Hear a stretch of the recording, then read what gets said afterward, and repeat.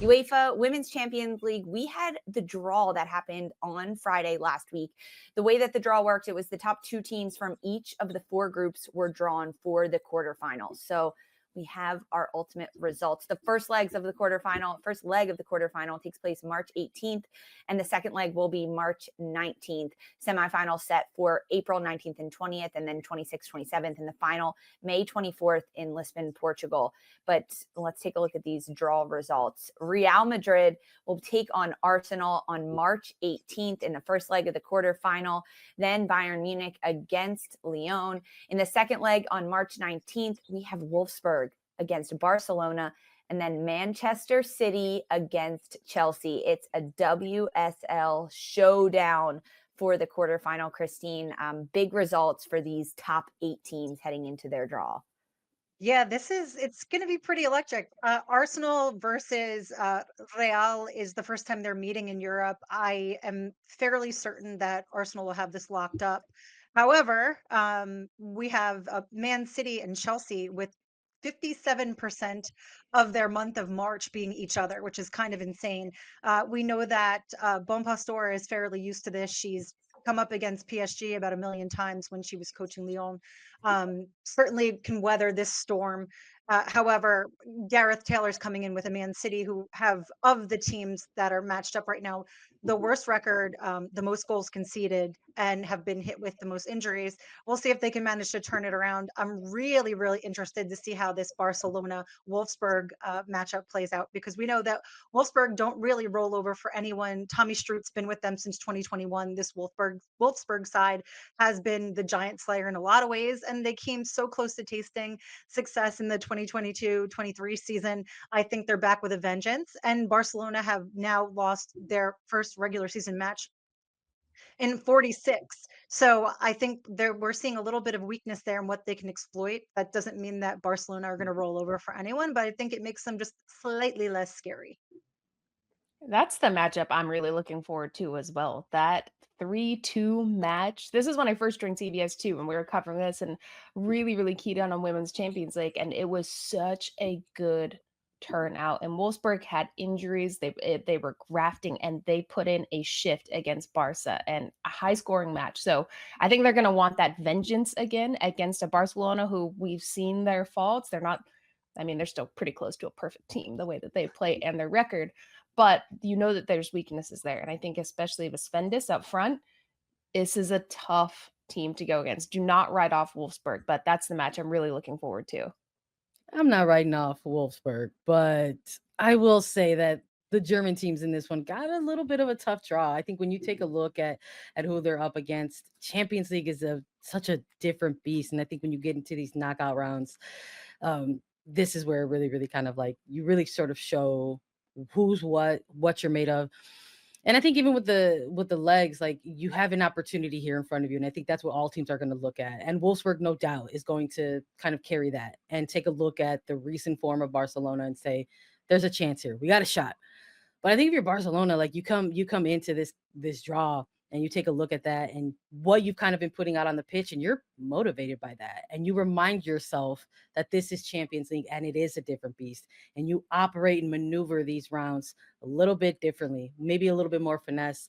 And I think there's something about this Barca squad that when we see them get into Champions League, they kind of play a little bit more gritty and rough and tumble. I think we saw that, especially over the course of the last Champions League season, that they kind of embrace a little bit of that kind of winning ugly mentality, because that's sometimes what it's going to take in these rounds. So I think it's going to be a tough road for either Wolfsburg or Bayern Munich. Even I think maybe you're watching that draw as either of those teams, and you're going, okay, we've got some work in front of us between Barcelona and Lyon. They definitely do. I think that Wolfsburg is drew the shortest end of the stick here because Sure. of You think Wolfsburg? yes, Or hands oh, I thought you down. were saying Bayern. Whoops. I think Bayern. No, I think Wolfsburg, because I think that they are too inconsistent right now in their play because of like Mm, they're going back and forth. But Manchester City versus Chelsea, guys, we get this matchup. Christine, you alluded to this, but in 13-day span, City and Chelsea will play each other 4 times. insane. So it'll start March 15th for the Women's League Cup final, then Champions League on the 19th, a league game domestically, WSL, on the 23rd, and then the second leg of Champions League on March 27th. That is insane to play the same competition that frequently in such a short turnaround. D, when you're assessing your opposition, knowing that you're against them and then you have to go again, like, do you expect a lot of rotation here from these coaches? Do you expect same players to go? I mean, how do you possibly prepare for that? If you've got the rotation and the depth to do it, do it. Sadly, I don't think City do right now. They're down bad. Injuries, players coming back. This is a tough team where you want to put out your best 11 if possible. It's simply not possible, especially 4 matches in that many days is also a whole other conversation of overload for players. But if you're looking at this matchup, and we were talking last week about all these signings and all this huge net that Chelsea casts to acquire players, they have an insane amount of depth to play matches like this over and over and over again. I don't think City are there yet. I think it's going to take a bit more time. It's going to take a bit more time for players coming off of injury to get into game fitness again, to get up to that speed, especially against a Chelsea, especially at these high level matches where every single thing counts, every minute counts, every touch counts. It's tough to go against. You have to have a different mental edge, and for City, they've got to start prepping now. And I think if anyone has to change their tactics and how they approach the match, it's going to be City, because they have to conserve energy. They have to maintain their players' health throughout the 4. And there's a lot on the line with this. If you're City, are you pushing for like which of these trophies, right? Because you've got Women's League Cup, Champions League, and then Super League, which seems a bit out of reach, but which one would you go for? I would be going Champions League. I don't know if I they mean, can, though. I don't think they can, but that's the one. I think Yeah. Super League, it's out of question at this point. Like Chelsea's just got it in the bag. Yeah. So that this is the tournament where, hey, we can try to prove something. There's a little bit more space in between games. This is where we put our big guns out. There's 2 legs. Like let's go at it. We did a poll with the folks joining us live on YouTube. Hey, hi, thanks for hanging. Who's going to win? Chelsea, Manchester City. 87% say the Blues have it in the bag. 13% sticking with Manchester City. So the people on YouTube, D, are with you. Okay, let's do picks and predictions for these 8 teams. Who's going to advance out of the quarterfinal and compete in the semifinals? So first leg is March 18th, and then the semis are April 19th and 20th is the first leg it starts. Okay, so when we look at these 8 teams, Sandra, I'm going to start with you first. Who is advancing to the semis? Who's advancing to the semis? I'm gonna go Barcelona. I'm gonna go Chelsea. I'm gonna go Lyon. And just for giggles, I'll go Real Madrid, even though I don't believe it. I just don't want to go with all of the favorites. I just want to mix them up. So I'll say Real Madrid. We like to have fun here. Yeah. Why not? And all of a sudden, Sandra Herrera declares Crystal Palace Champions League final. They're not even in it. This is how it happens. You try to be different, and then your girls just like jump in. Oh boy. Christine, what do you think? Who's advancing? Arsenal, Chelsea. I'm gonna go Wolfsburg, Lyon. Bold. Ooh. Yep, that's gonna be my spicy pick. I say that because you really can't discount Lyon. 8-time Champions League winner. They have Joe Montemurro, Big Joe at the helm. He's made some deep runs, even when he was coaching the Arsenal side into the quarterfinals of the Champions League and beyond. They have the firepower. I'd say that they're the most complete if you're looking at them versus some of the other sides. I just think Barcelona have to trip up eventually, and statistically, like, all good things come to an end. This is it's such a bummer, because I remember last Champions League, who are we rooting for? Hacken. There was one other team in it. And they went up 1-0. Like forever ago. Yeah, it feels like forever ago. They went up 1-0 against Barca, but we don't have those same teams. Oh, Bran was in it till late on. Oh, yes. Ajax were in it, Benfica. We just had much more of a spicier run up into the quarters and the semifinals.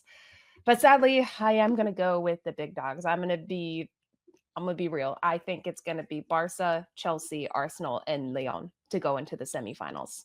Yeah, that's such a good call about last year. It Yeah. had a little bit more underdog mentality. It Remember was when We all Benfica forgot about scored PSG. 4-4? Oh, yeah, Yeah. PSG who? literally Yeah. Oh my- PSG. I'm like racking my brain. I'm like, I was did that forget someone else? about PSG. Whoops. But it was so much more fun because you saw these almost grittier teams that you didn't expect to be in these late rounds that, hey, Sandra, you were riding for Hacken. I was. know. You were. I mean, it was, listen, you got to go with what's being given in front of you sometimes. And they were producing through that group stage, you know, they were given that dark horse kind of energy. And but again, like I said earlier, when you get to these rounds, not knockouts, when it's just these rounds, like it's a little bit of a different slate. I won't say a clean one, but the energy is just different once you sort of reach this kind of sort of pinnacle. For some teams, it will still feel like that. Like, you know, D, it's good that you're bringing up last season because, you know, maybe for PSG or definitely for Hecken, like that felt like a pinnacle for that team and that program.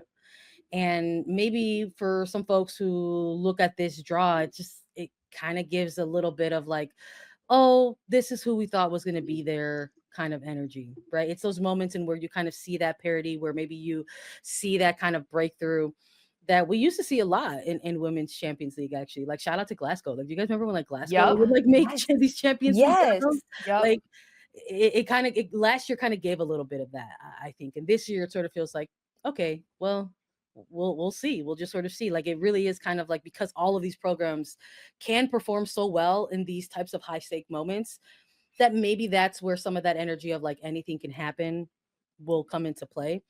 But at the same time, like, even when we just you asked us for our predictions, Lisa, we're kind of like, oh, we just kind of feel like it's gonna go like this one direction. So we'll see. Christine, next year we could see a little bit of a shakeup though, because the format's going to change. Yeah, I'm in the chat already, just doing my little chat meme.